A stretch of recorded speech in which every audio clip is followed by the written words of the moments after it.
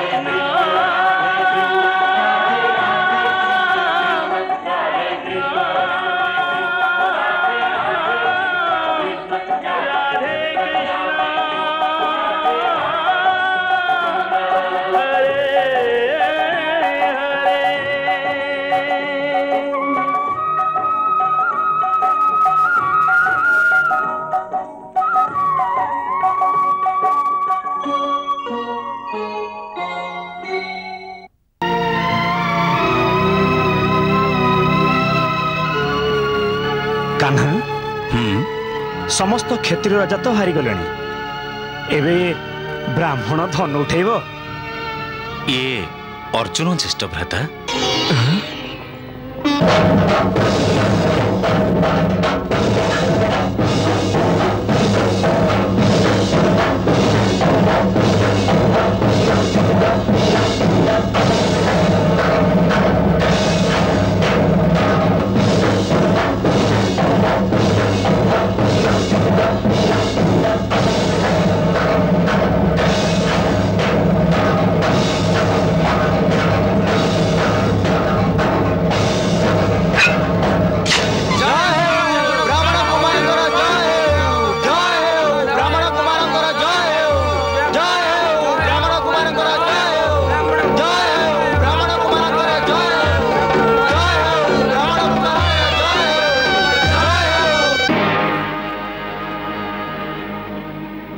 पांडव कौन जीवित अछंती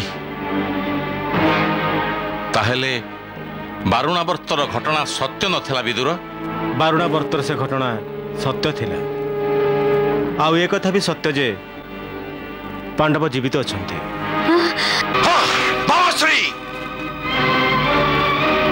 सुनुचंती आपण पांडव माने जीवित अछंती एहा केमिति हेई पारे भणजा केमिति संभव संभव नुहे संभव ही सारिची से दिन पांचाल कुमारी को वर्ण करिथवा व्यक्ति जनक ब्राह्मण बेसरी अर्जुन ही थिला आउ केई नुहे किंतु भणजा ताकू तो चिन्हिउ नथिला यह ही तो आश्चर्य आपण जो खेल खेलुछंती तार फल ओलटा फळुची चिन्हि बारे भी आपण फूल करूछंती मामाश्री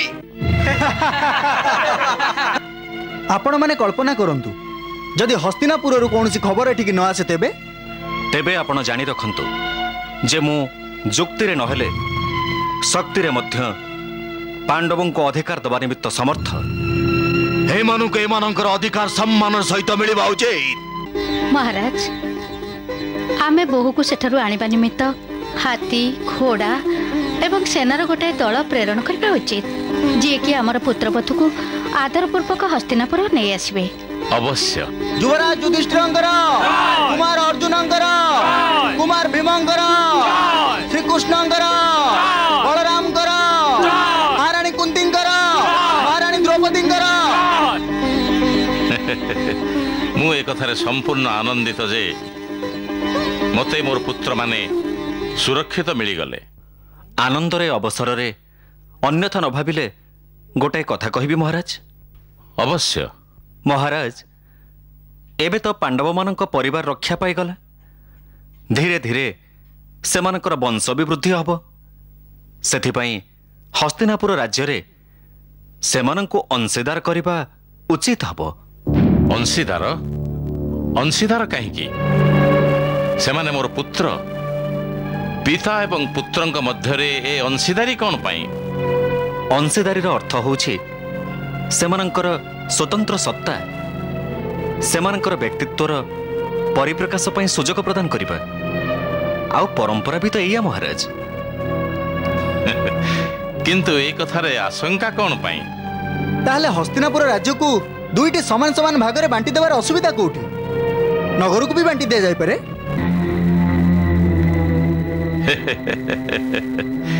तेबे पांचालर युवराज आम राज्य को विभाजन करने को आसीचंती।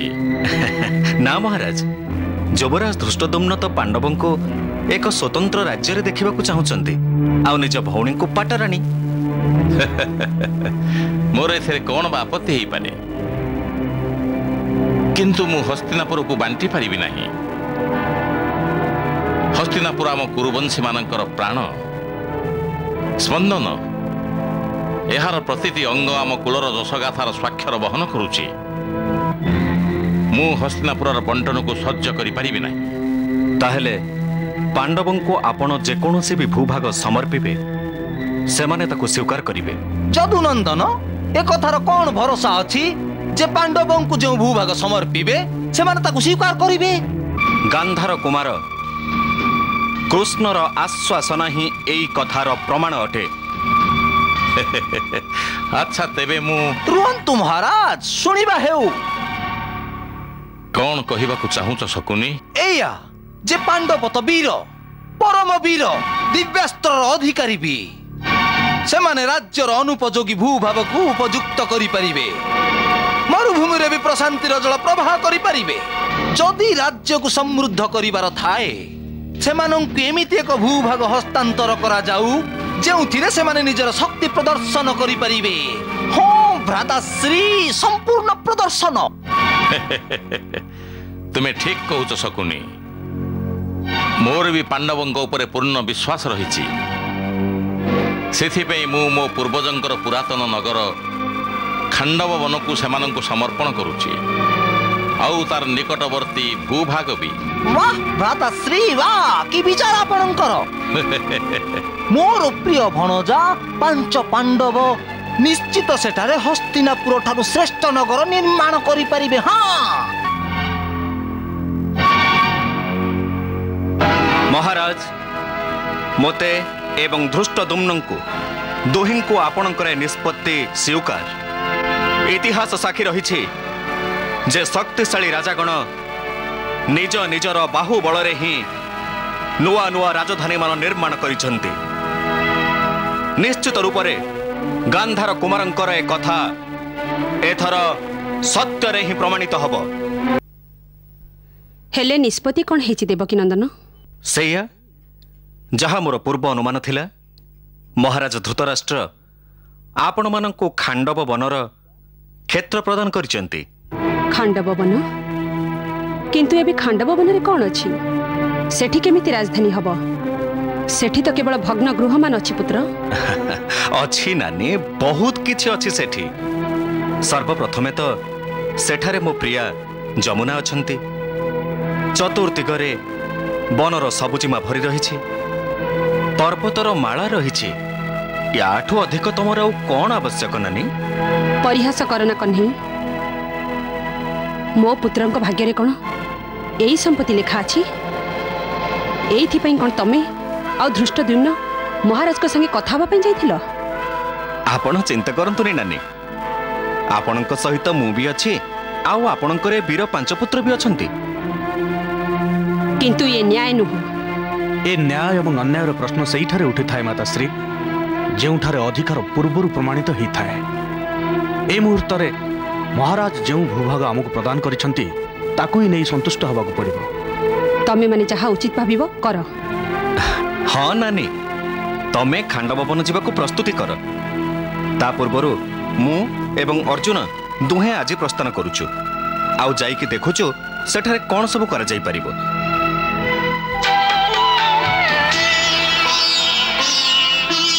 भाग होई गला राज्य जे होइले सर्वे आश्वस्त पांडु पुत्रंक भागरे पड़िला खांडव प्रस्थ पड़िला खांडव प्रस्थ।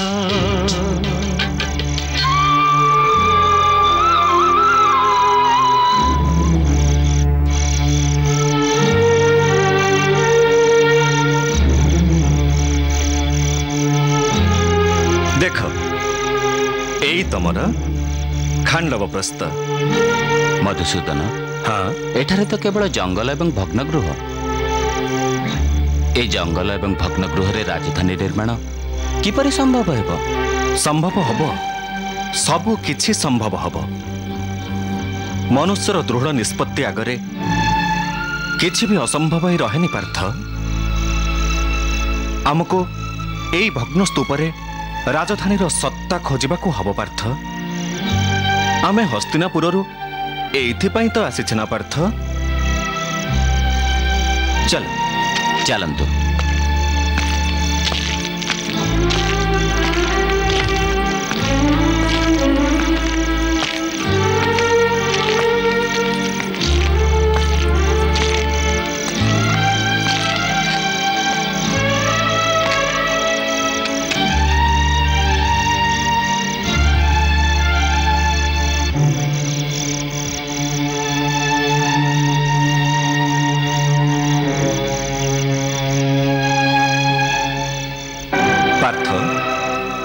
एई भग्न स्तूपरे तमर पूर्वज माने एक भव्य नगर निर्माण करथिले। कल्पना कर से समय रे सेमानंको केते केते कष्ट एतिपई सहिबाकू पड़ी नथिबो। मधुसूदन ए कार्य रे अवश्य दैवी शक्ति माने साहाय्य करथिबे। ताहा तो आज भी संभव। अर्थात अर्थ होछि जे जेतेबेले कोनोसी प्राणी दृढ़ संकल्प है एक दृढ़ विश्वासर सहित किसी भी कार्यर भार ग्रहण करे सेतेबेले दैवी शक्ति माने तो तार सहायता करिबा पई स्वयं आसी पहुंची थांती। एहा ही कर्मर दैवी विधान अर्जुन।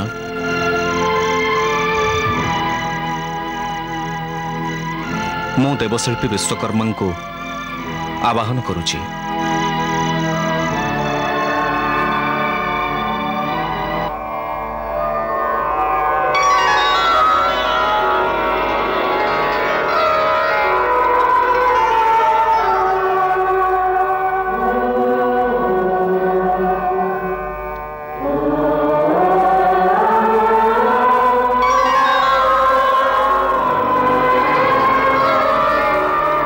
हे प्रभु विश्वकर्मार प्रणाम स्वीकार करंतु।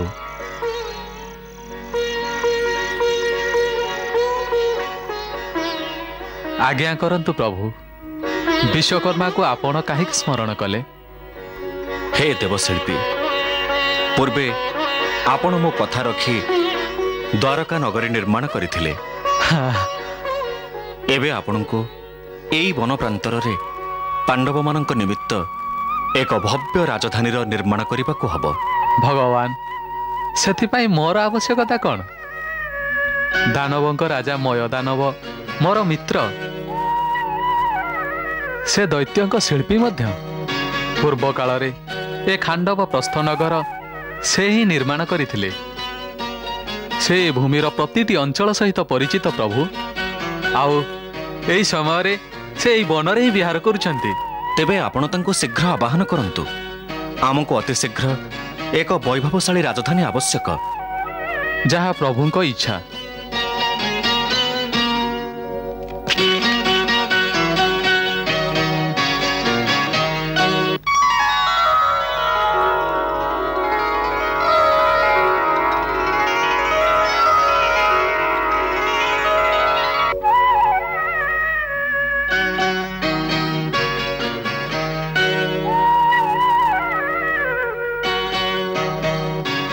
मते काहेकि स्मरण कले मित्र? हे दैत्यंक श्रेष्ठ शिल्पी, मते भगवान श्रीकृष्ण पांडवों निमंते एई भूमि रे एक राजधानी निर्माण निमंते आदेश दैछंती। आहा, आज मु केते भाग्यवान जे सहजरे भगवान को दर्शन प्राप्ति हैला। हाँ, निश्चिंत महाराज मय दानव, आपण को पुण्यर आरंभ हैला। आपण प्रथमे भी नगर निर्माण करथिले। आपण यार संरचना को भल भाव जानती। निश्चित सर्वप्रथम दैत्यराज विश्ववर्मा निमंते मुए नगरी निर्माण करथिले। एहा परे अनेक सूर्यवंशी सम्राटगण एठारे शासन करथे। महाराज विश्ववर्मा जी देवासुर संग्राम रे जଣେ योद्धा थिले। हाँ पंडुपुत्र, खांडव प्रस्तर अनेक रहस्य मु भल भावे जाने। निश्चित दानव राजमय, एठाकार भूमि रे लुचि थिबा अनेक कथा आपण जानती। से सब आमर सहायक हेबो। भगवान विश्वकर्मा जो रहस्य विषय संकेत करुछंती ताको मु बुझी सारिलेनी। प्रकृत रे भग्न महल तले दैत्य वंशर अनेक गुप्तधन लुचई रखा जाइथिला। तेबे आपण कोन से स्थान को जानती जेउठी गुप्तधन रखा जाइथिला? आज्ञा। ताहले हमकु भी सेठिक नै चलंतु। किंतु गोटे सीमा पर्यंत मु जाई पारे। मो पक्षे ता आगकु जीवा असंभव। काहेकि? काहेकि ना से गुप्तधन रक्षा तक्षक नाग ही करथांती। से काहाको अग्रसर हेबाक दियंती नाही। किछि कथा नै, आपण चलंतु ना। यथाज्ञा प्रभु, आसंतु।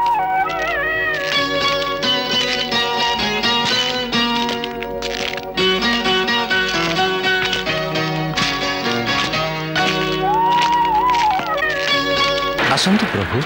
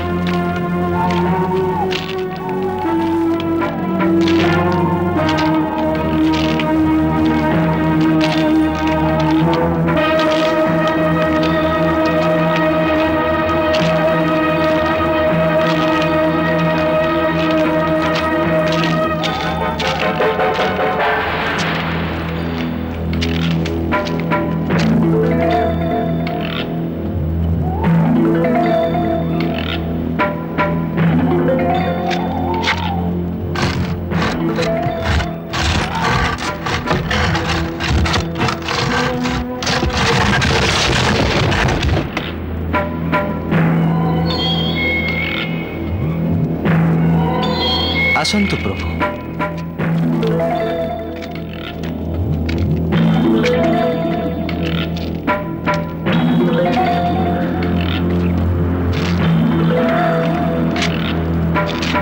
आसंतु।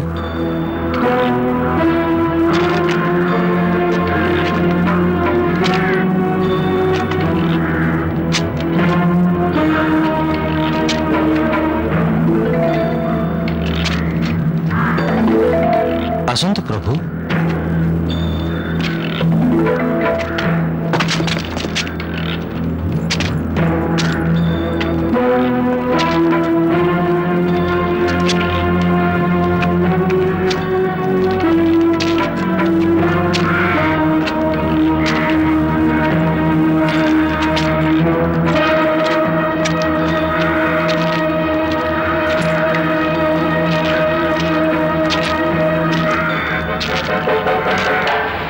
आसंतु।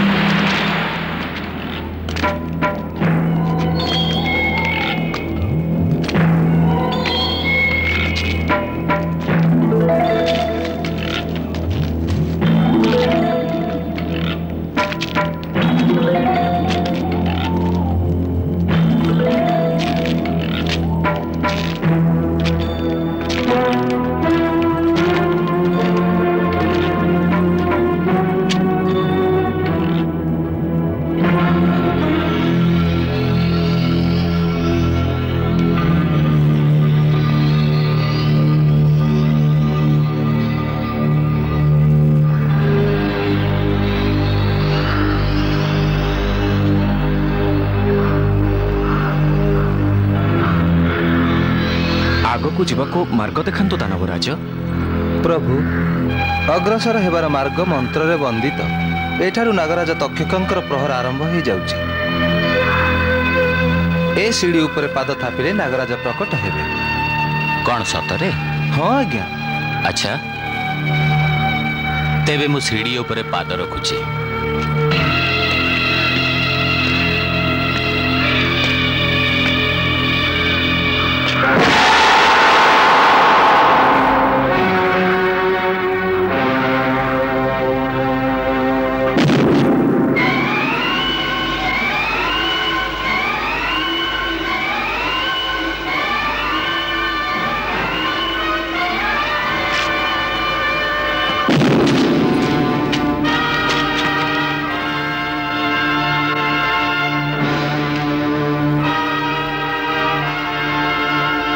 ଆପଣଙ୍କର ଏ ସ୍ମିତହାସ୍ୟ ମୋତେ ସନ୍ଦେହରେ ପକାଉଛି ପ୍ରଭୁ।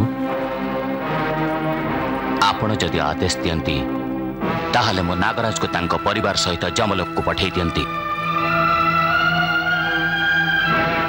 ନା ଅର୍ଜୁନ ନା, ନାଗରାଜ ତୁମର କୌଣସି ବି କ୍ଷତି କରିନାହାନ୍ତି।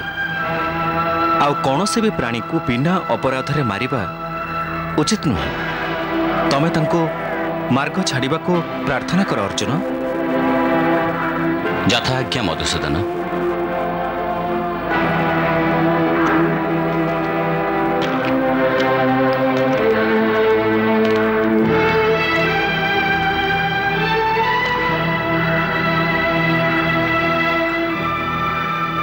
ହେ ନାଗରାଜ, ଆମକୁ ମାର୍ଗ ଆବଶ୍ୟକ।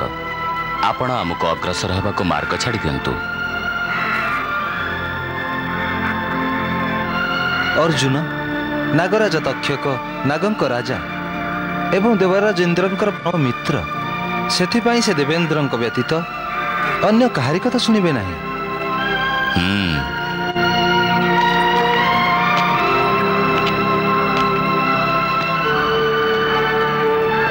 ଆଚ୍ଛା, ତେବେ ଆପଣ ଏଇଥିପାଇଁ ହସୁଥିଲେ ଦେବକୀ ନନ୍ଦନ? ହଁ ହଁ, ମୁଁ ଜାଣିଥିଲି ଯେ ନାଗରାଜ ତକ୍ଷକ ଚାହିଁଥିଲେ ତମକୁ ଆଘାତ କରିପାରିଥାନ୍ତେ ପାର୍ଥ। କିନ୍ତୁ ଜାଣିଛ ସେ କାହିଁକି ଏମିତି କଲେନି? କାହିଁକି କଲେନି? ଏଇଥିପାଇଁ ଯେ ତାଙ୍କୁ ତୁମର ଏଇ ଶରୀରରେ ଦେବରାଜ ଇନ୍ଦ୍ରଙ୍କର ଛବି ପ୍ରତୀୟମାନ ହେଉଥିଲା। ଏହା କ'ଣ ପାଇଁ ମଧୁସୂଦନ? ଏସବୁ ଏଥିପାଇଁ କାହିଁକି ନା କୁନ୍ତୀ ନାନୀ ଦେବରାଜ ଇନ୍ଦ୍ରଙ୍କ ଆଶୀର୍ବାଦରୁ ହିଁ ତୁମକୁ ପ୍ରାପ୍ତ ହୋଇଥିଲେ। ସେଥିପାଇଁ ଦେବରାଜ ଇନ୍ଦ୍ର ତୁମର ଧର୍ମ ପିତା ମଧ୍ୟ। ତାହେଲେ ପ୍ରଭୁ, ଆପଣ ଇନ୍ଦ୍ରଦେବଙ୍କୁ ଆବାହନ କରନ୍ତୁ, ଯେମିତି ଅଗ୍ରସର ହେବାକୁ ମାର୍ଗ ନିଷ୍କଣ୍ଟକ ହୋଇପାରିବ। ତମେ ଠିକ୍ କହୁଛ ଦେବଶିଳ୍ପୀ।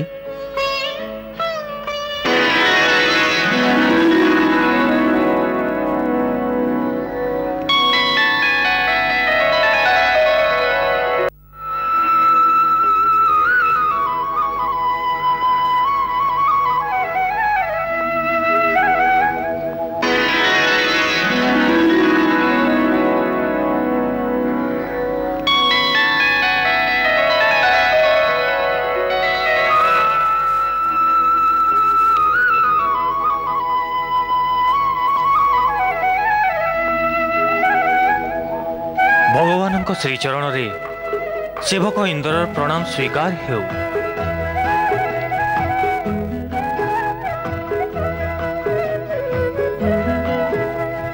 ମର୍ତ୍ତ୍ୟଲୋକରେ ମୋତେ ସ୍ମରଣ କରିବାର କାରଣ ପ୍ରଭୁ? ଦେବରାଜ, ପ୍ରଥମେ ଆପଣଙ୍କ ପୁତ୍ର ଅର୍ଜୁନଙ୍କ ପ୍ରଣାମ ସ୍ୱୀକାର କରନ୍ତୁ।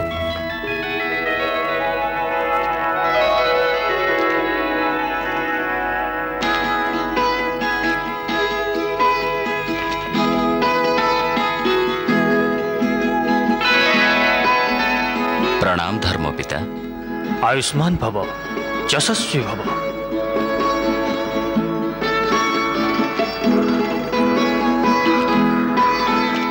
देवराज, आपणकर से पूर्व प्रार्थना अनुसार ही मो पांडुपुत्र अर्जुन सहायता निमंते खांडव प्रस्थ को आसी। मु जानी भगवान आपण निजर वचन सर्वदा पालन करथांती। तेणु गोवर्धन पर्वत रे आपण जेतेबेले मते आश्वासन देइथिले जे आपण मो पुत्र अर्जुन को रक्षा करिवे से दिन ठारो मोर किछि भी चिंता नथिला। देवराज आपण तो निश्चित जानिथिबे जे कौरव राज्यर विभाजन हो सारी। विभाजन रे पांडवंक भागरे एही क्षेत्र पड़िछि जहाकू एमानंकु नूतन रूपे निर्माण करने को हबो। आउ पुणी राज्य संचालन पई अनेक अर्थ आवश्यक पड़िबो।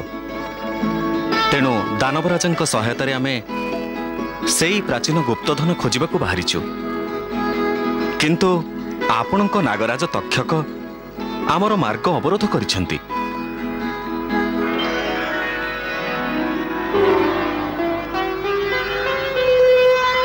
मित्र तक्षक ये साक्षात भगवान श्रीकृष्ण, तांकु प्रणाम कर।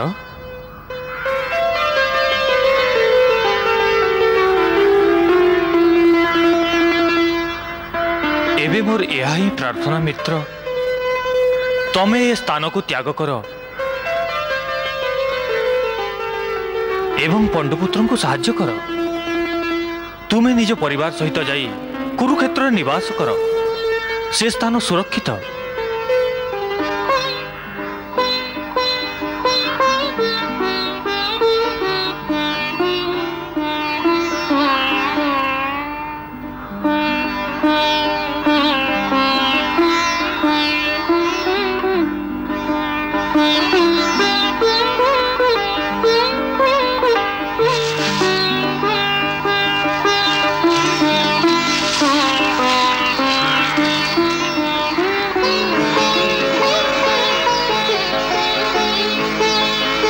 प्रभु ये समस्त गुप्तधन आपणकर। देवराज आपणक सहायता पाई मु कृतज्ञता प्रकाश करुछि। भविष्यत रे ए नगरीर नाम इंद्रप्रस्थ हब। ए कथा कही आपण मते जो सम्मान देइछंती मु तार कृतज्ञता केमिति प्रकट करिबि। हाँ एतिकी अवश्य कहि परिबि जे पांडवंक राज्य रे यथेष्ट वर्षा करी यह को सर्वदा धन धान्य रे परिपूर्ण रखिबी। आपणक सहायता रे तो इंद्रप्रस्थ आर्यवर्तर समस्त राज्य ठारू अधिक धनशाली ही उठिब। देवराज अर्जुन निजर धर्मपिता को कृतज्ञता जणा। पांडुकुल सर्वदा आपणकर कृतज्ञ रहिब पिता। यह मोर कर्तव्य थिला पुत्र।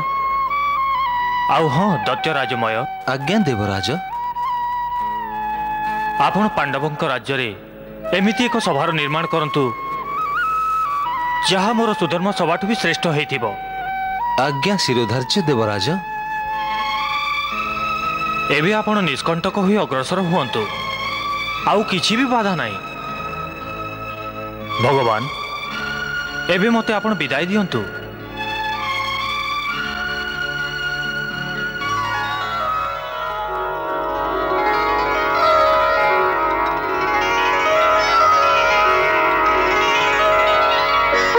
आसंतु प्रभु।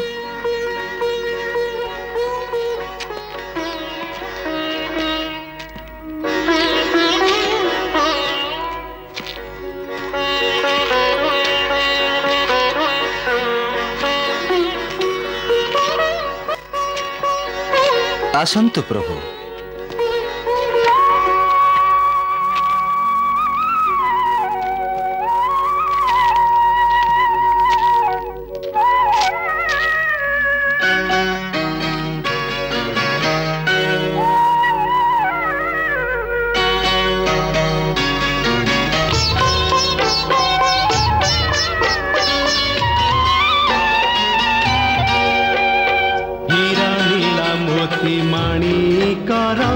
अपूर्व सुंदर ए भंडार। अपूर्व सुंदर ए भंडार। थकी पड़े आखि आखि देखी एते रत्न मणि माणिक्यर ए समाहार मणि माणिक्यर ए समाहार हे माया भण्डार केते मूल्यवान हे माया भण्डार केते मूल्यवान तक्षक नाग रक्षक एहार हे माया भण्डार केते मूल्यवान तक्षक नाग रक्षक एहार विष्णुଙ୍କ दयारे पाण्डु सुतंकर उदय होइछि भाग्य पार विष्णुଙ୍କ दयारे पाण्डु सुतंकर उदय होइछि भाग्य पार खाण्डव प्रस्थर आसीछि सुदिन मायापतिंकर पाद पड़िला मायापतिंकर पाद पड़िला अक्षय बाणरे पूर्ण जे तुणीर पाण्डु सुतंकु एउठु मिलिला पाण्डु सुतंकु एउठु मिलिला प्राप्त हेले पुणी गांडीव धनुष प्राप्त हेले पुणी गांडीव धनुष अर्जुनंकर जे बढ़िला मान प्राप्त हेले पुणी गांडीव धनुष अर्जुनंकर जे बढ़िला मान पारंतिनी केही जानिए माया तु रचिचंती माया से मायाधर पारंतिनी केही जानिए माया तु रचिचंती माया से मायाधर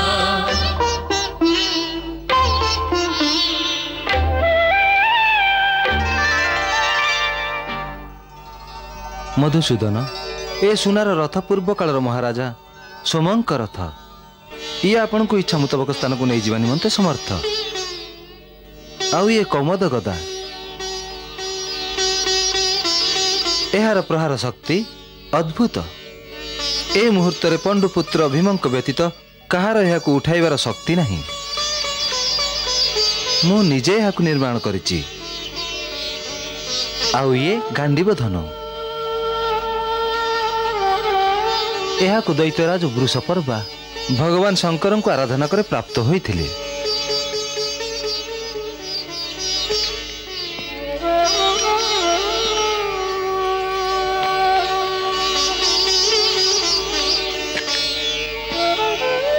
सखा ए निय गांडीव धनु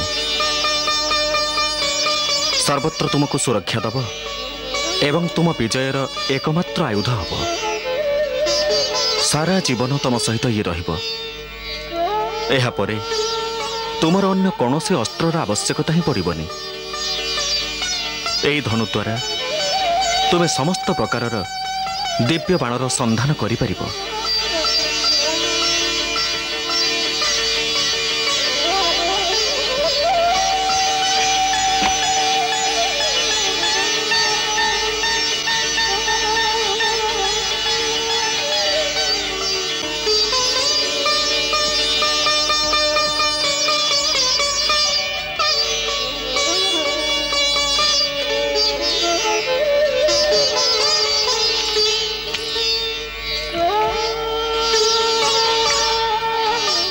ए अक्षय तुणीर ग्रहण कर अर्जुन एहाकु स्वयं अग्निदेव प्रसन्न होई दैत्यराजन को देइथिले ए अक्षय तुणीर बाण केबे भी समाप्त हुए नहीं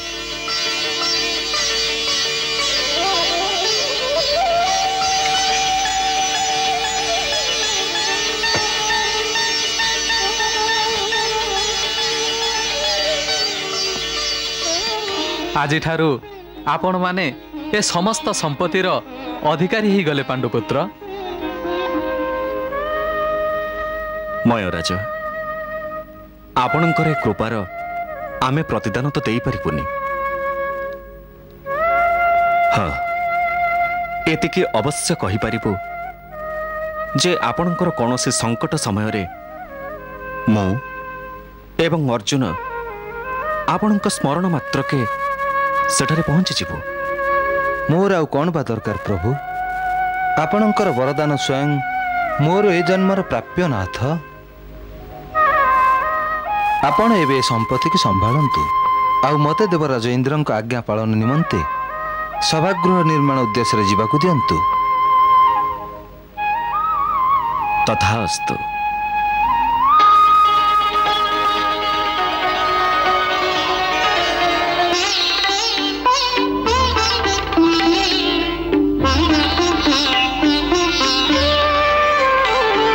निर्माणर कार्य समर्पिले देवासुरंक हातरे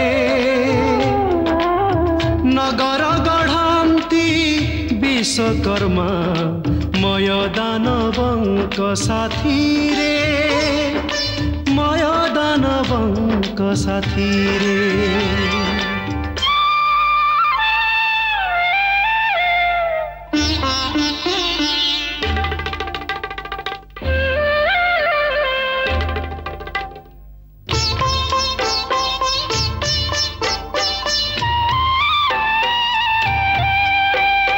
विश्वकर्मा आउ दानवमय जे करिले निर्माण नुआ नगर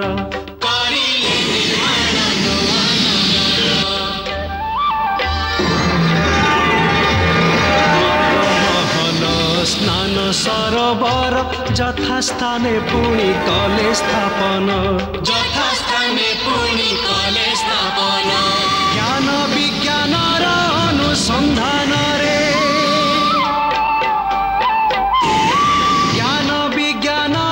अनुसंधान रे सबु किछि करी देले निर्माण ज्ञान विज्ञान अनुसंधान रे सबु किछि करी देले निर्माण। पांडव मानंक ए खांडव प्रस्थ इंद्रप्रस्थ हेला नामकरण पांडव मानंक ए खांडव प्रस्थ इंद्रप्रस्थ हेला नामकरण।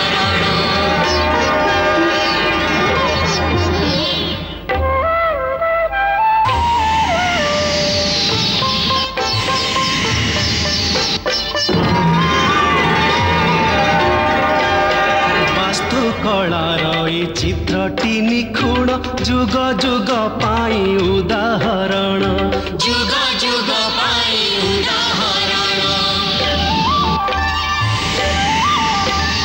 दुई शिल्पींकर स्वर्गीय स्पर्शरे नगर निर्माण हेला संपूर्ण कृष्णंक कल्पना कृष्णंक प्रेरणा कृष्णंक कल्पना कृष्णंक प्रेरणा कृष्णंक शक्ति रे सर्वसाधन कृष्णंक कल्पना कृष्णंक प्रेरणा कृष्णंक शक्ति रे सर्वसाधन। ए दिव्य नगरी सारा संसार रे श्रेष्ठ नगरी र पाए सम्मान ए दिव्य नगरी सारा संसार रे श्रेष्ठ नगरी र पाए सम्मान।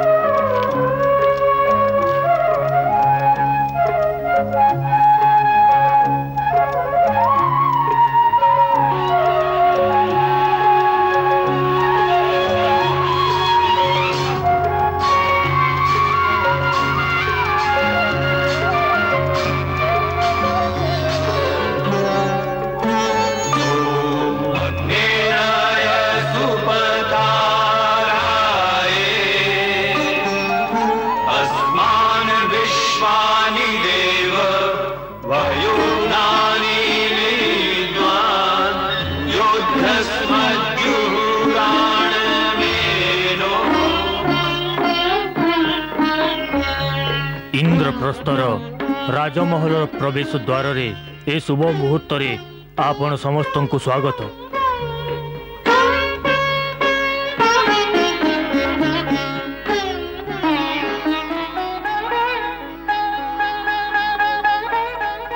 कुलगुरु मुनिवर धन्य गृह प्रवेशर ए पवित्र मुहूर्त रे प्रथम तिलकर अधिकारी श्रीकृष्ण प्रथमे तांकु तिलक लगांतु मुनिवर। तांकरी कृपारु ही इंद्रप्रस्थ नगरीर निर्माण संभव होइछि। ना महाराज, ए नगर आपणकर, ए राज्य भी आपणकर, ए राजमहल भी आपणकर, तेणुकरी प्रथम राजतिलक आपणकर हवा उचित। कृष्ण युधिष्ठिर ठीक कहूची। ए राजमहल रे सर्वप्रथमे तमे प्रवेश करिवो। तम चरण धूली रे ए स्थान पवित्र हब। एथिरे सर्वदा मो पुत्रंकर मंगल हब। ठीक अछि नानी, तमर आज्ञा एवं पांडवों विनम्रता सम्मुखरे तो मु नतमस्तक। जहाँ आपणकर इच्छा।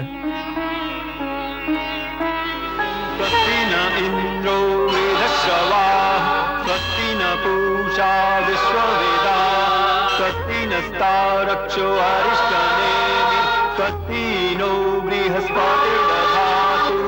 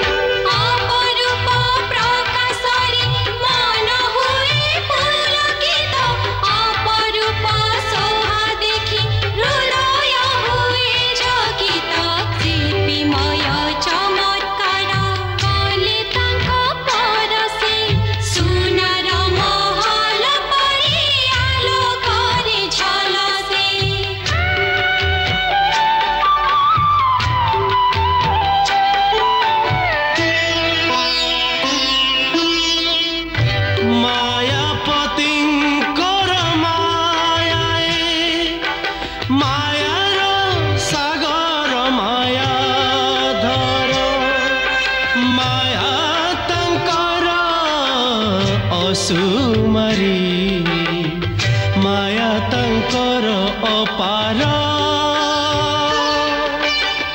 माया तंकर अपार। हस्तिनापुर को बांटी पारिबे नाही। हस्तिनापुर आम कुरुवंशी मानकर प्राण स्पंदन। एहार प्रतिटी अंग आम कुलर जशगाथार स्वाक्षर बहन करुछि। मु हस्तिनापुर बंटन को सज्ज करि परिबिनी। ताहले पांडव माननकु आपण जेकोनोसी भी भूभाग समर्पिबे सेमाने ताकु स्वीकार करिवे। जदु नंदन ए कथार कोन भरोसा अछि जे पांडव माननकु जे भूमि समर्पिबे सेमाने ताकु स्वीकार करिवे? गांधार कुमार कृष्णर आश्वासन ही एई कथार प्रमाण अटे। अच्छा तेबे मु रुहंतु महाराज, सुनिबा हेउ। कौन कहवा को चाहूच शकुनी? एया जे पांडव तो वीर, परम वीर एवं दिव्यास्त्र अधिकारी भी सेमाने तो राज्यर अनुपयोगी भूभाग को भी उपयुक्त करि परिबे। मरुभूमि रे भी प्रशांतिर जल प्रवाह करि परिबे। तुम्हें ठीक कहूच शकुनी। मोर भी पांडवों ऊपर पूर्ण विश्वास रही। से मो पूर्वजंगर पुरातन नगर खांडवन को सेमानंकु समर्पण करुछि। आउ तार निकटवर्ती भूभाग भी खांडवन। किंतु एबी खांडवन रे कोन अछि? सेठी केमिति राजधानी हब? सेठी तो केवल भग्न गृह मान अछि पुत्र। आपण चिंता करंतुनी नानी, आपणक सहित मु अछि। आपणकर ए 5 पीरपुत्र भी अछंती। मधुसूदन, हाँ एठारे तो केवल जंगल एवं भग्नगृह। ए जंगल एवं भग्नगृह मध्य राजधानी निर्माण केमिति संभव होबो? मनुष्यर दृढ़ निष्पत्ति सम्मुखरे किछि भी असंभव हेई न थाए पार्थ। आमको एई भग्न स्तूपरे राजधानीर संभावना को खोजिबाको हबो। आउ हस्तिनापुररु आमे एइथि पई तो आसी छ अर्जुन।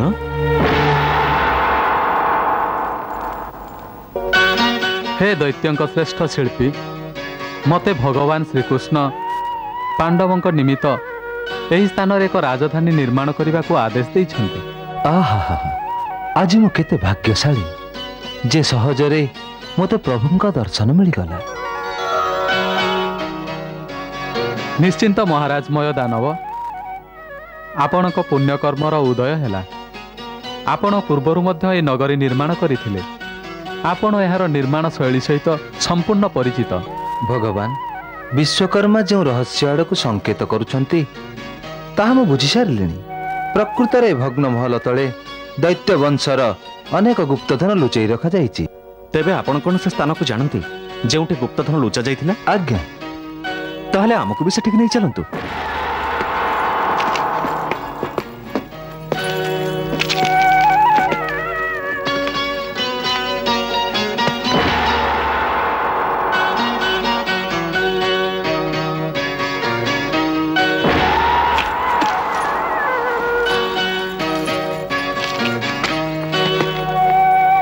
सखा ए निय गांडीव धनु, सर्वत्र तुमर रक्षा एवं तुम विजयर एकमात्र अस्त्र ये हब। ये सारा जीवन तुम पाखरे ही रहिबो। एहा परे तुमर अन्य कौन से अस्त्रर आवश्यकता रहिबनि मित्र। ए धनु द्वारा तुमे समस्त प्रकारर दिव्य बाणर संधान करि परिबो। ए अक्षय तुणीर ग्रहण कर अर्जुन। एहाकु स्वयं अग्निदेव प्रसन्न होई दैत्यराजन को देइथिले। ए अक्षय तुणीर बाण केबे भी समाप्त हुए नहीं। वास्तु कलार ए चित्रटी निखुण जुग जुग पाई उदाहरण। जुग जुग पाई उदाहरण।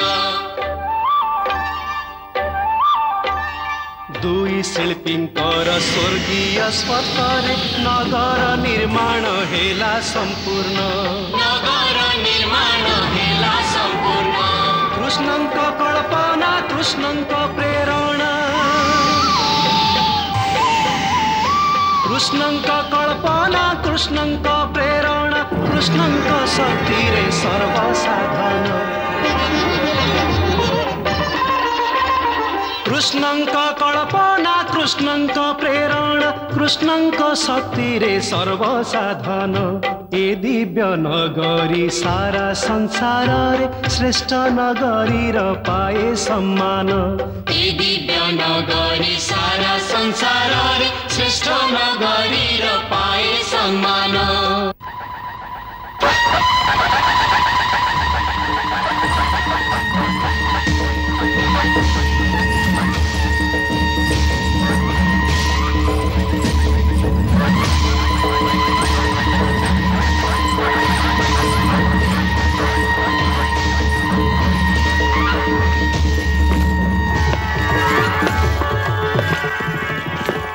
अभिवादन अभिवादन अभिवादन।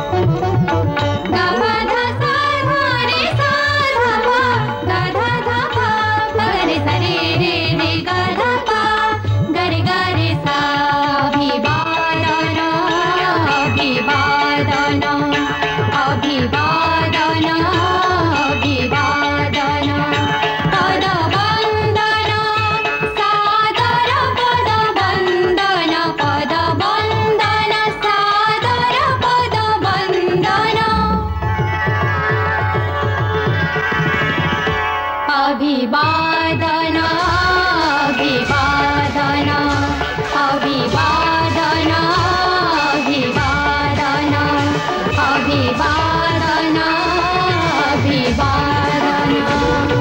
महाराज युधिष्ठिरंकर महाराज युधिष्ठिरंकर महाराज युधिष्ठिरंकर महाराज युधिष्ठिरंकर महाराज युधिष्ठिरंकर महाराज युधिष्ठिरंकर महाराज युधिष्ठिरंकर महाराज युधिष्ठिरंकर महाराज युधिष्ठिरंकर। बड़ भाई एबे आपण सिंहासन रे विराजंतु से आपण को प्रतीक्षा करिछि।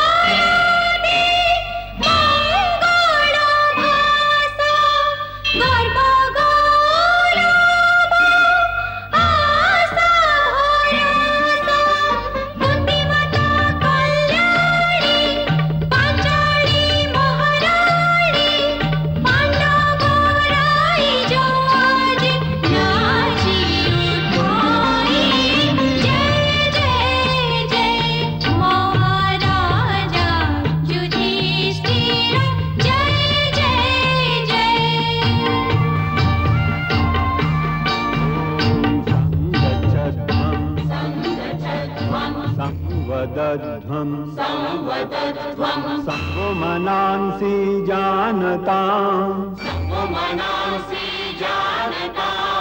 देवा भागं यथा पूर्वे संजानाना उपासते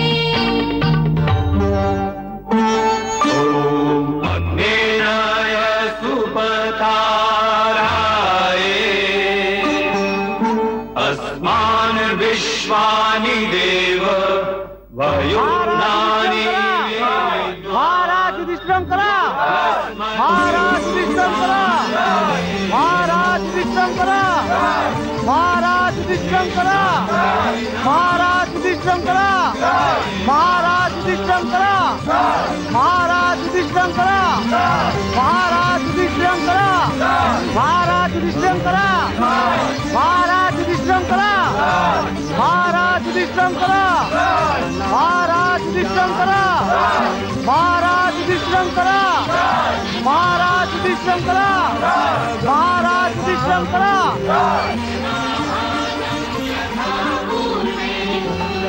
आजिठु आपण ए इंद्रप्रस्थ राज्यर एकछत्र राजा ए सिंहासन एवं ए राज्यर मुद्रा समग्र देश रे सर्वमान्य हेब।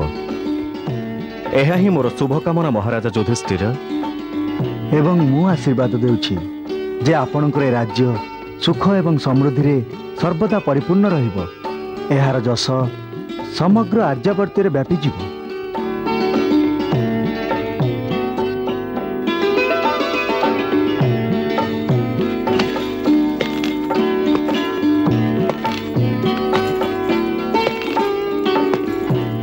महाराज राज तिलकर ए शुभ अवसर रे मो द्वारिका राज्य तरफरु आपण को अभिवादन जनाऊँगी आउ ए रत्न खचित हार उपहार देउछि। एहाको स्वीकार करंतु महाराजा।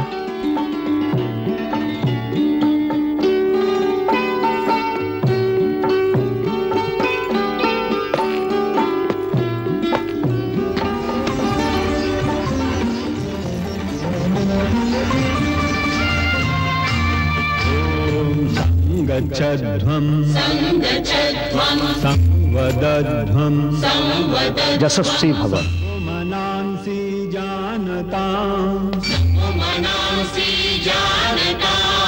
देवाभागं यथा पूर्वे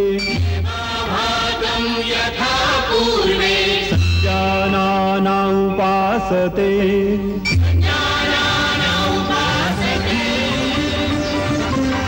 आयुष्मान भव।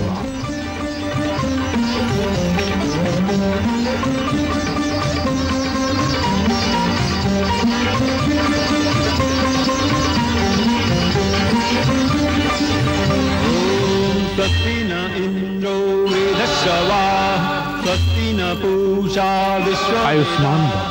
स्वस्ति नस्तारक्षो अरिष्टनेमि स्वस्ति नो बृहस्पतिः।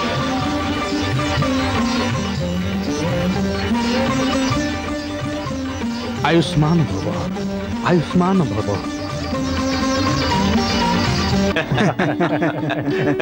वाह वाह माताश्री वाह।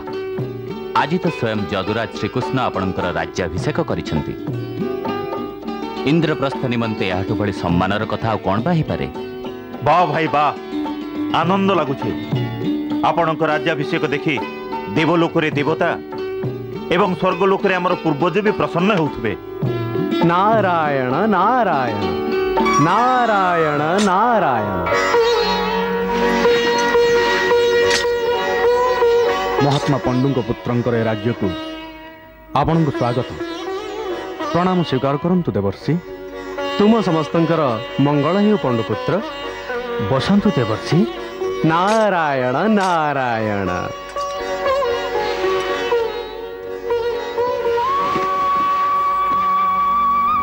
मो पाई यथोचित सेवार आज्ञा दियंतु मुनिराज। मते तुमर स्वर्गवासी पिता महाराज पंडु तुम समस्त को तांकर आशीर्वाद देवा पई पठेचंती महाराज युधिष्ठिर। पिताश्री आपण को पठेचंती?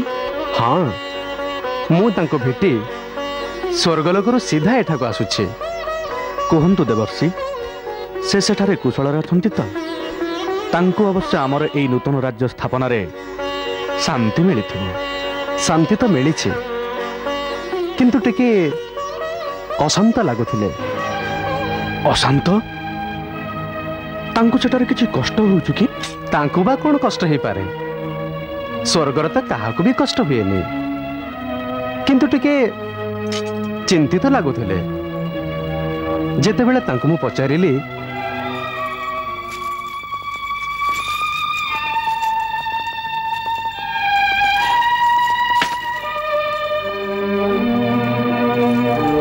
कथा कौन महाराज पंडु? आज आपण मुखमंडल रे चिंतार बादल कौन पाई?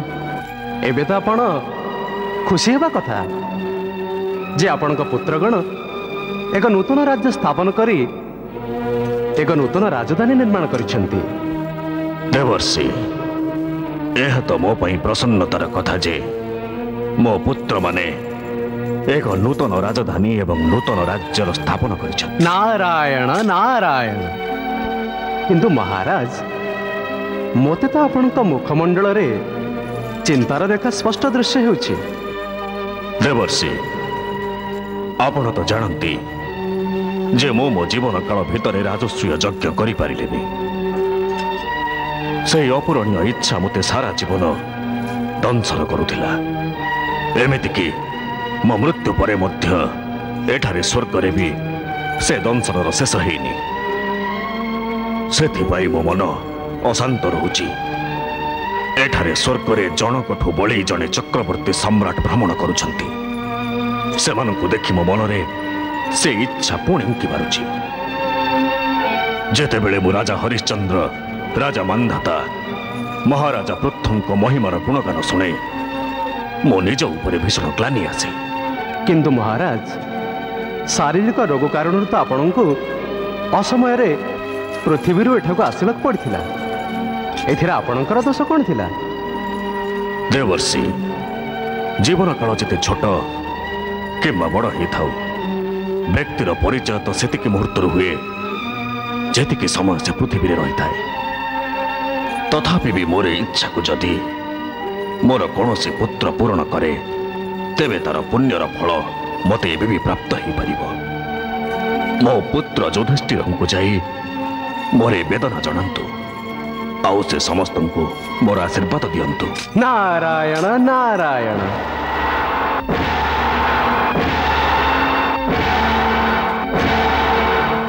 ତେଣୁ ହେ ଯୁଧିଷ୍ଠିର, ମୁଁ ମହାରାଜ ପଣ୍ଡୁଙ୍କ ସନ୍ଦେଶ ଆପଣମାନଙ୍କ ନିକଟରେ ପହଞ୍ଚାଇ ଦେଲି। ହେ ମହାତ୍ମା, ହେ ପିତାଶ୍ରୀ, ମୁଁ ଦେବର୍ଷିଙ୍କୁ ସାକ୍ଷୀ ରଖି ଆଜି ଏ ଶପଥ ନେଉଛି, ମୁଁ ମୋର ସ୍ୱର୍ଗବାସୀ ପିତାଙ୍କ ଇଚ୍ଛାକୁ ଅବଶ୍ୟ ପୂର୍ଣ୍ଣ କରିବି। ଏମିତି ଏକ ରାଜସ୍ୱୀୟ ଯଜ୍ଞ କରିବି ଯେ ଯାହାକୁ ଆଗାମୀ ବଂଶଧର ସ୍ମରଣ କରିବେ। ହେ ପିତା, ଆଜି ଆମେ 5 ଭାଇ ମିଶି ଏ ପଣ କରୁଛୁ ଯେ ଆମେ ତାହା ହିଁ କରିବୁ ଯେଉଁଥିରେ କି ଆପଣଙ୍କର ଆତ୍ମାକୁ ଶାନ୍ତି ମିଳିବ। ହେ ମହାମାନ୍ୟ ଯଦୁନନ୍ଦନ, ଏବେ ତ ନିଶ୍ଚିତ ହୋଇଗଲା ଯେ ଆମେ ରାଜସ୍ୱୀୟ ଯଜ୍ଞ କରିବୁ। ତେବେ ଆମର ପ୍ରଥମ କର୍ତ୍ତବ୍ୟ ହେଉଛି ଯେ ଆମେ ଆର୍ଯ୍ୟାବର୍ତ୍ତର ସମସ୍ତ ରାଜାଙ୍କୁ ଇନ୍ଦ୍ରପ୍ରସ୍ଥ ରାଜ୍ୟର ଅଧୀନସ୍ଥ କରି ସେମାନଙ୍କଠାରୁ କରପ୍ରାପ୍ତ କରିବା। ନିଶ୍ଚିତ, କିନ୍ତୁ ଯିଏ ଆମର ପୂର୍ବରୁ ମିତ୍ର ରାଜା ରହିଛନ୍ତି ସେମାନଙ୍କଠୁ କର ନୁହେଁ, ବରଂ ସହଯୋଗ କାମନା କରିବା ଉଚିତ ହେବ ମହାରାଜ। ହଁ, ଉଚିତ। କିନ୍ତୁ ଯେଉଁମାନେ ଆମର ଅଧୀନତାକୁ ସ୍ୱୀକାର ନ କରିବେ ସେମାନଙ୍କ ସହ ତ ଯୁଦ୍ଧ କରିବାକୁ। ହଁ ମହାରାଜ, ସେଥିପାଇଁ ଇନ୍ଦ୍ରପ୍ରସ୍ଥରୁ ଆପଣଙ୍କ ଧ୍ୱଜା ନେଇ ଯେଉଁ ବୀର ବି ଯିବେ ତାଙ୍କ ସହିତ ସମ୍ପୂର୍ଣ୍ଣ ସୈନ୍ୟବଳ ବି ରହିବେ। ଚତୁର୍ଦିଗକୁ ଆମର କେଉଁ ବୀର ସେନାପତି ହେଇଯିବେ ତାର ବି ଉତ୍ତରଦାୟିତ୍ୱ ଆପଣ ନିର୍ଣ୍ଣୟ କରନ୍ତୁ ମଧୁସୂଦନ। ତାର ନିର୍ଣ୍ଣୟ ତ ଏ ବୀରମାନେ ସ୍ୱୟଂ କରି ନେବେ ବଡ଼ ଭାଇ। ମୁଁ ମୋର 4 ଭାଇଙ୍କୁ ନିଜର ସେନାପତି କରୁଛି।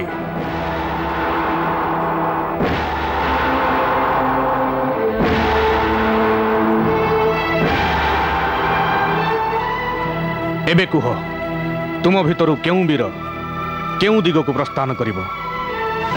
ଭ୍ରାତାଶ୍ରୀ, ମୁଁ ମୋ ନିଜ ପାଇଁ ଦକ୍ଷିଣ ଦିଗକୁ ବାଛୁଛି। ଆଉ ମୁଁ ପଶ୍ଚିମ ଦିଗର ରାଜାଙ୍କୁ ଅଧୀନସ୍ଥ କରିବା ପାଇଁ ଯିବି। ପୂର୍ବ ଦିଗକୁ ମୁଁ ଯିବି।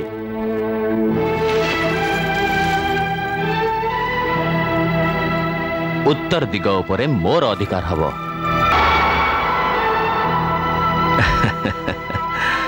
ଆପଣମାନେ ତ ନିଜ ନିଜର ଦିଗ ବାଛି ନେଲେ, କିନ୍ତୁ କେହି ତ ଏକଥା ଭାବିଲେନି ଯେ 2ଟି ମହାନ ରାଜ୍ୟ ରହିଛି ଯାହାକୁ ନିଜର ଅଧୀନସ୍ଥ କରିବା ପରମ ଦୁଷ୍କର କାର୍ଯ୍ୟ। ପ୍ରଥମଟି ହସ୍ତିନାପୁର ଆଉ ଦ୍ୱିତୀୟଟି ମଗଧ। ଏ 2ଟି ମହାନ ଶକ୍ତି କ'ଣ ଏତେ ସହଜରେ ଆପଣଙ୍କର ବଶ୍ୟତା ସ୍ୱୀକାର କରିନେବେ? ତାହେଲେ ମଗଧର ରାଜାଙ୍କୁ ମୋ ଗଦା ପାଇଁ ଛାଡ଼ି ଦିଅନ୍ତୁ। ଆଉ ହସ୍ତିନାପୁରକୁ ମୋ ଦାୟିତ୍ୱରେ ଛାଡ଼ି ଦିଅନ୍ତୁ।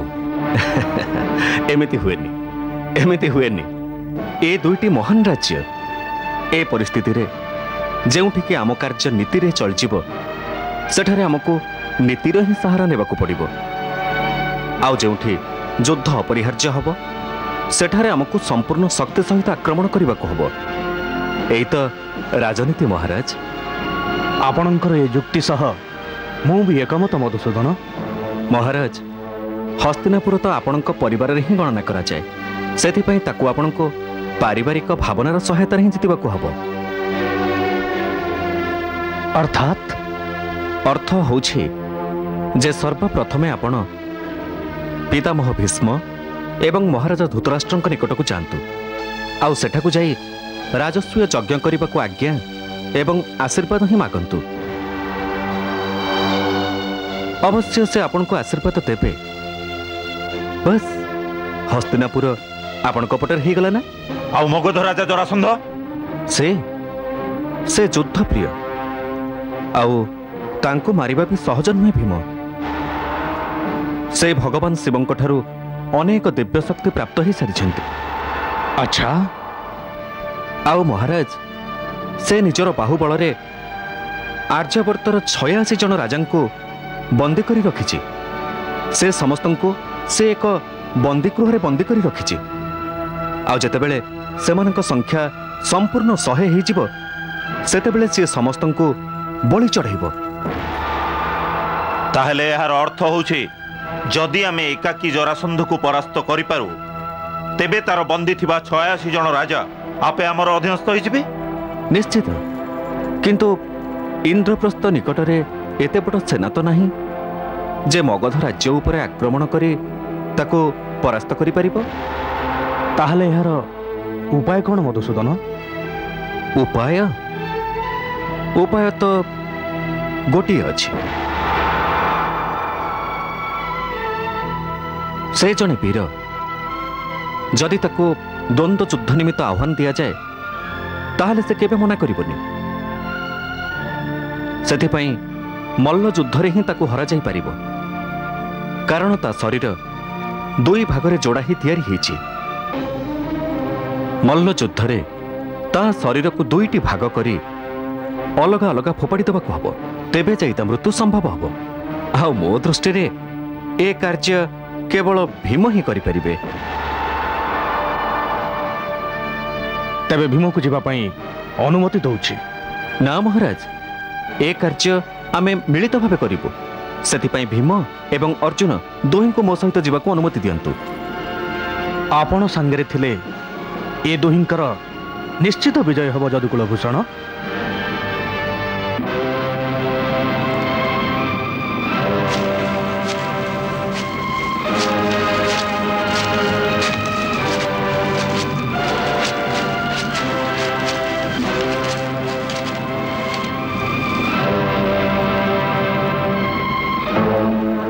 पार्थ जरासंध आशुतोष भगवान शंकर मस्तकाभिषेक प्रतिदिन करि थाए ए मुहूर्त रे सेइटी ही अछि ताहले कौन से शिव भक्त मधुसूदन हाँ हाँ सेइति पई तो ताको भगवान शंकर कृपारु अनेक अमोघस्त्र प्राप्ति होइछि किंतु मते संदेह होछि जे से हमर द्वंद्व युद्धर प्रस्ताव को स्वीकार करिवो तो तमे जरासंध को जानि न भीम मु ताको भल भाव जाने से आज पर्यंत कौन से भी योद्धार आह्वान को केबे उपेक्षा करेनी जदि एमिति कथा तेबे से निश्चित रूपे जने वीर ही नुह से जने परम दानी भी देखि पारुन मंदिर बाहर जाचकों भिड़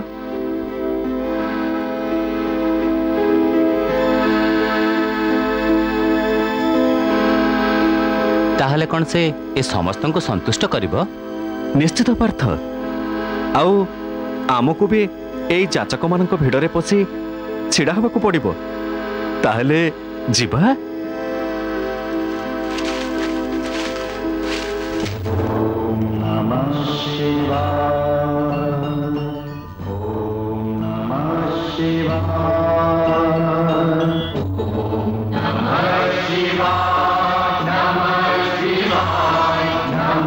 Shiva. विगलज्जल प्रवाह पावितस्थले गलेव लम्ब्य लम्बिताम्बुजङ्गतुङ्गमालिकाम्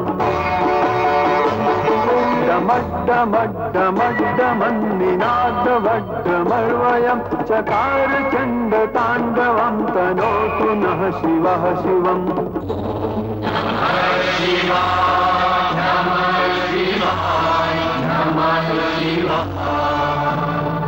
जटाकटाह सम्भ्रम भ्रमन्निलिम्प निर्झरि विलोल वीचि वल्लरी विराजमान मूर्धनि धगज्जललाट पट्ट पावके किशोर चन्द्रशेखरे रतिः प्रतिक्षणं मम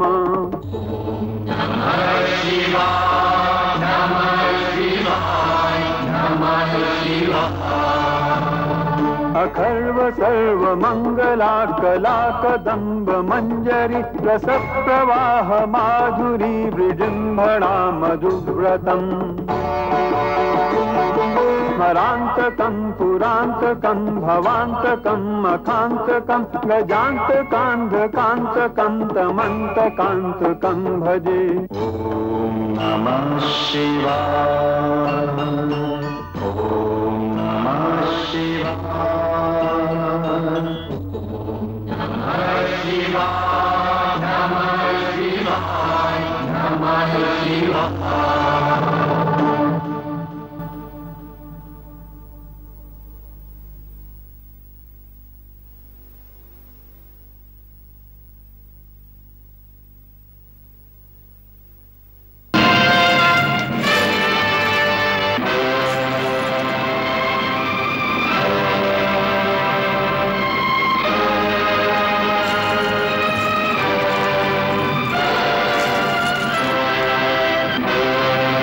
सम्राट जरासंधंकर जय। सम्राट जरासंधंकर जय। सम्राट जरासंधंकर जय। सम्राट जरासंधंकर जय। सम्राट जरासंधंकर जय। सम्राट जरासंधंकर जय। सम्राट जरासंधंकर जय। सम्राट जरासंधंकर जय। सम्राट जरासंधंकर जय। सम्राट जरासंधंकर जय। सम्राट जरासंधंकर जय। सम्राट जरासंधंकर जय। सम्राट जरासंधंकर जय। सम्राट जरासंधंकर जय। सम्राट जरासंधंकर जय।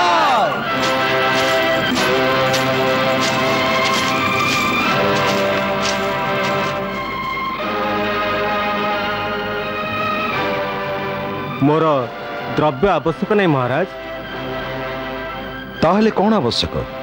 इच्छा व्यक्त कर ब्राह्मण। महाराज मु गंगोत्री आसीथिबा जड़े वेदपाठी ब्राह्मण। मु आपण राज्य रे एक गुरुकुल स्थापन करने को चाहूँगी। मोर ए कार्य निमित्त किछि भूमि आवश्यक महाराज। महामंत्री। आज्ञा महाराज। ए ब्राह्मण आचार्य निमित्त भूमिर बंदोबस्त कर ध्यान रखिब जेमिति राजकोष गुरुकुलर समस्त भार बहन करिब। यथा आज्ञा। मते न्याय दिंतु महाराज। न्याय मु थाउ थाउ मो राज्य रे ब्राह्मण को सहित किए बा अन्याय करि परिबो? अन्याय हेछि धर्मवीर। मो जमी उपरे भद्रशाली नामक जने नराधम अधिकार करिछि। मते मो जमी रु वंचित करिछि। एबे मो परिवार रो भरण पोषण केमिति हबो राजन? महामंत्री। आज्ञा महाराज। ए आचार्य सहित ए मुहूर्त जाओ एवं परिस्थितिर खबर नियो। जदि भद्रशाली प्रकृत रे यांकर जमी अधिकार करिथाए तेबे तार दुई हाथ काटी मो न्यायर परिचय दियो। जाओ। यथा आज्ञा।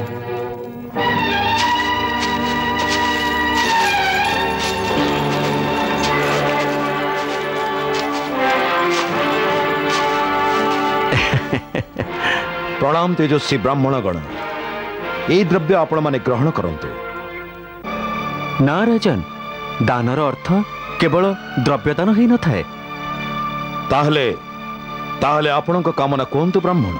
महाराज आमे कथा जानिचु जे आपण महादानी। प्रति जाचकर इच्छा पूर्णकारी नरेश जने धर्मशील सम्राट। एथिरे किछि संदेह अछि ब्राह्मण? नाई राजन, जेमिति ସୂର୍ଯ୍ୟ ଉତ୍ତପ୍ତ ହେବାରେ, ଜଳ ତରଳ ହେବାରେ ଏବଂ ବାୟୁ ସର୍ବବ୍ୟାପୀ ହେବାରେ କୌଣସି ବି ସନ୍ଦେହ କରାଯାଇ ନପାରେ, ଠିକ୍ ସେମିତି ଆପଣଙ୍କ ବାଣୀ ବି ସନ୍ଦେହ ରହିତ ମହାରାଜ। ମନୋବଳ ବଢେଇବା ଦରକାର ନାହିଁ ତେଜସ୍ୱୀ ବ୍ରାହ୍ମଣ। ନିଜର ଆବଶ୍ୟକତା କୁହ, ତୁମର କ'ଣ ଦରକାର? ନାରୀ, ବସ୍ତୁ, ଦ୍ରବ୍ୟ କିମ୍ବା ଅନ୍ୟ କିଛି? ନା ରାଜନ ନା, ଏ ସମସ୍ତ ସୁଖ ତ ସଂସାରରେ କେବଳ ମାତ୍ର ପୀଡ଼ାର କାରଣ ହେଇଥାଏ। ଆମେ ଏସବୁ ଆକାଂକ୍ଷା ନେଇ ଏଠିକି ଆସିନୁ। ତାହେଲେ ଏମିତି କେଉଁ ଆକାଂକ୍ଷା ଅଛି ଯାହାକୁ ଜରାସନ୍ଧ ପୂରଣ କରିପାରିବନି ବ୍ରାହ୍ମଣ? କୁହ, ତମ ମନରେ ଏମିତି କେଉଁ ଲାଳସା ରହିଛି ଯାହା ପାଇଁ ତୁମେ ଏଠାକୁ ଟାଣି ହେଇ ଆସିଛ? ଲାଳସା ଲାଳସା ତ କେବଳ ଗୋଟିଏ ମହାରାଜ। ସେଟା କ'ଣ? ଯୁଦ୍ଧ, କେବଳ ଯୁଦ୍ଧ। ଯୁଦ୍ଧ? ଶୁଣୁଛ ଯୁଦ୍ଧ? ଶୁଣୁଛ ଯୁଦ୍ଧ? ଶୁଣୁଛ ଯୁଦ୍ଧ? ଯୁଦ୍ଧ ପୁଣି ଜରାସନ୍ଧ ସହିତ? ନିଶ୍ଚୟ ମହାରାଜ, ଆମେ ଆପଣଙ୍କ ସହିତ ଦ୍ୱନ୍ଦ୍ୱ ଯୁଦ୍ଧର ଇଚ୍ଛା ନେଇ ଆସିଛୁ। କୁହନ୍ତୁ, ସ୍ୱୀକାର ତ? ଆରେ କ'ଣ ମତିଭ୍ରମ ଘଟିଛି କି ବ୍ରାହ୍ମଣ? ତୁମେ ମହାରାଜ ଜରାସନ୍ଧଙ୍କ ଭଳି ମହାଯୋଦ୍ଧାଙ୍କ ସହିତ ଯୁଦ୍ଧ କରିବାକୁ ଚାହୁଁଛ? ତମେ ଟିକେ ନୀରବ ରୁହ ଯାଚକ। ତୁମେ ମାନେ ବ୍ରାହ୍ମଣ ନା ବ୍ରାହ୍ମଣ ବେଶରେ ଅନ୍ୟ କେହି? ପ୍ରଥମେ ସେ କଥା ନିଷ୍ପତ୍ତି ହେଇଯାଉ। ଏ ସମୟରେ ଦ୍ୱନ୍ଦ୍ୱ ଯୁଦ୍ଧର ଆକାଂକ୍ଷା ରଖିଥିବା ମୁଁ କେବଳ ଜଣେ ଯୋଦ୍ଧା। କିନ୍ତୁ ଦ୍ୱନ୍ଦ୍ୱ ଯୁଦ୍ଧ ସମକକ୍ଷ ଯୋଦ୍ଧାଙ୍କ ମଧ୍ୟରେ ସମ୍ଭବ। ଜରାସନ୍ଧ ଭଳି ପରାକ୍ରମୀ ଯୋଦ୍ଧା ବିପକ୍ଷରେ ଲଢ଼ିବା ନିମନ୍ତେ ଯୋଦ୍ଧାର କୁଳ, ବଂଶ, ଗୋତ୍ରର ପରିଚୟ ମିଳିବା ଆବଶ୍ୟକ। ରାଜନ, ଇଏ କେମିତିକା ଧର୍ମ ପାଳନ? ଇଏ ପୁଣି କେଉଁ ମର୍ଯ୍ୟାଦା ଯେ ଜଣେ ଦାନବୀରଙ୍କ ସମ୍ମୁଖରେ ଯାଚକକୁ ନିଜର ପରିଚୟ ବି ଦେବାକୁ ହବ? ମହାରାଜ ଜରାସନ୍ଧଙ୍କ ମୁଖମଣ୍ଡଳରେ ଏ ଯୁଦ୍ଧ ନାଁ ଶୁଣି ଏ ଭୟର ଆଶଙ୍କା କାହିଁକି? ଏହା ଭୟର ଆଶଙ୍କା ନୁହେଁ ବ୍ରାହ୍ମଣ, କଦାପି ଭୟର ଆଶଙ୍କା ନୁହେଁ। ତୁମେ ଭଗବାନ ଆଶୁତୋଷଙ୍କ ସମ୍ମୁଖରେ ଯାଚନା କରି ସାରିଛ। ନା ଏ ଦ୍ୱାରରୁ କେହି ନିରାଶ ହେଇ ଫେରିଛି, ନା ତୁମେ ଫେରିବ ବ୍ରାହ୍ମଣ। କିନ୍ତୁ ମୁଁ ବ୍ରହ୍ମ ହତ୍ୟା ପାପରୁ ରକ୍ଷା ପାଇବାକୁ ଚାହେଁ ନଚେତ୍ ତମେ ତିନି ହେ କେବେଠାରୁ ସ୍ୱର୍ଗ ଯାତ୍ରା କରି ସାରନ୍ତଣି ବ୍ରାହ୍ମଣ। ବୁଝିଲ? ବୁଝିଲି ମହାରାଜ। ଆପଣ ତ ଆମର ବେଶ ଦେଖି ଭୟଭୀତ ହେଉଛନ୍ତି, କିନ୍ତୁ ଏ ବସ୍ତ୍ର ଆମେ କେବେ ବି ତ୍ୟାଗ କରିପାରୁ। ଦ୍ୱନ୍ଦ୍ୱ ଯୁଦ୍ଧ ତ ବାହୁବଳରେ ଲଢ଼ିବାକୁ ହେଇଥାଏ ମହାରାଜ। ତାହେଲେ ତମେ କ'ଣ ଏ ପର୍ଯ୍ୟନ୍ତ ଜରାସନ୍ଧର ବାହୁବଳ ବିଷୟରେ ଅଜ୍ଞାତ ଥିଲ ବ୍ରାହ୍ମଣ? ମୋ କାରାଗାରରେ ବନ୍ଦୀ ଥିବା 86 ଜଣ ରାଜାଙ୍କୁ ମୋ ବାହୁବଳର ପରିଚୟ ମିଳି ସାରିଛି ବ୍ରାହ୍ମଣ। ସେମାନେ ମୃତ୍ୟୁକୁ ଅପେକ୍ଷା କରୁଛନ୍ତି।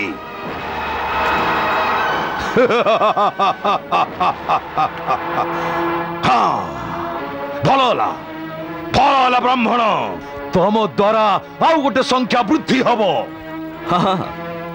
ହଁ, ମୁଁ ଜାଣିଛି। ଅତ୍ୟାଚାର ଆଉ ଅଭିମାନର ଏହି ପରାକାଷ୍ଠା ସେ ରାଜାମାନଙ୍କୁ କେତେ ଅକଥନୀୟ ଯାତନା ବି ଦେଇ ଚାଲିଛି। ମୁଁ ଏକଥା ବି ଜାଣିଛି ଯେ ଆପଣ ସେମାନଙ୍କର ସ୍ତ୍ରୀଙ୍କୁ ବି ଆପଣଙ୍କ ମହଲରେ ରଖିଛନ୍ତି। ଏହା କ'ଣ ଅପରାଧ ନୁହେଁ ମହାରାଜ ଜରାସନ୍ଧ? ନା ବ୍ରାହ୍ମଣ, କଦାପି ନୁହେଁ। ମୁଁ ଏ ସମସ୍ତ ନରପତିଙ୍କୁ ଯୁଦ୍ଧରେ ଜିତିଛି।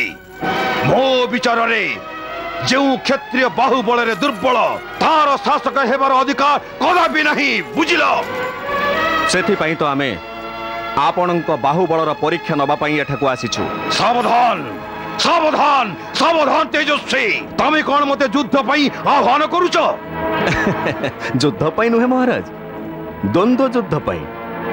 ଯୁଦ୍ଧରେ ଏମିତି ଅନେକ ଲୋକ ମରିଯାଆନ୍ତି ଯିଏ ବିଚରା ନିର୍ଦ୍ଦୋଷ ହେଇଥାନ୍ତି। ଆପଣ ଆମ 3 ଜଣଙ୍କ ମଧ୍ୟରୁ ଜଣକୁ ବାଛି ପାରନ୍ତି ମହାରାଜ ଜରାସନ୍ଧ। ମହେଶ୍ୱର ସାକ୍ଷୀ ଅଛନ୍ତି ବ୍ରାହ୍ମଣ। ଆଜି ପର୍ଯ୍ୟନ୍ତ କୌଣସି ଯୋଦ୍ଧାର ଦ୍ୱନ୍ଦ୍ୱ ଯୁଦ୍ଧର ଡାକରାରେ ମୁଁ ତାକୁ ନିରାଶ କରିନି। ତଥାପି ମୁଁ ତମକୁ ପଚାରିବାକୁ ଚାହୁଁଛି, ତମର କ'ଣ ମୃତ୍ୟୁର ଭୟ ନାହିଁ? ମୃତ୍ୟୁର ଭୟ ଏବଂ ମୃତ୍ୟୁର କଥା କାପୁରୁଷ ଏବଂ ଦୁର୍ବଳ ଲୋକେ ତ କରିଥାନ୍ତି। ମହାରାଜ, ମତେ ତ ଏମିତି ଲାଗୁଛି जे मृत्युर भय आपणको शंकाग्रस्त करुची। कटुभाषी तपस्वी सत्य कुह तमे किए? तमे केही भी हुओ किंतु निश्चित रूप से ब्राह्मण नुह। से कथा भी जना पड़ी जीव। आमे तो आपण को प्रथम थर भेटुनु ना। कौन कहलो? तमे मते पूर्वरु भेटिच हेले केउठी ब्राह्मण? सेठी मथुरा रे। मथुरा रे? हाँ मथुरा रे। आपणको जामाता कंसंको मथुरा रे। कण एते शीघ्र से सब भूलीगल जरासंध? मु सेही जदुवंशी कृष्ण। कृष्ण? कृष्ण? हाँ कृष्ण। आउ ये पांडुपुत्र भीम। आउ ये अर्जुन। अच्छा ताले दरिद्र जाचक रूप धरी तमे एठिकी आसीच कृष्ण। जदि तमे निजर प्रकृत बेशरे आसी था कृष्ण तेबे भी जरासंध पछकु हटि न था। मो पूर्वर संदेह थिली जे क्षत्रिय भली सुठाम शरीर आ धनुर गुण टाणिला भली ए सुंदर अंगुली कदा भी ब्राह्मण कर हेई न पारे। रूप बदले आसिले भी तुम मनरे लुचि थिबा कुटिलतार आवास मिली थाए कृष्ण। कुटिलता रहिथिले मु द्वंद्व युद्ध पई आह्वान देई न थांती जरासंध। तमे कोन मते द्वंद्व युद्ध पई आह्वान करिवो कृष्ण? तमे तो सम्मुख युद्ध रे पलायन करि सारिछ। मु जड़े पलातक को हत्या करी कलंकित हेबाकु चाहुनी कृष्ण। ताहले ए दुई जनक मध्यरु जनकु बाछि नियंतु।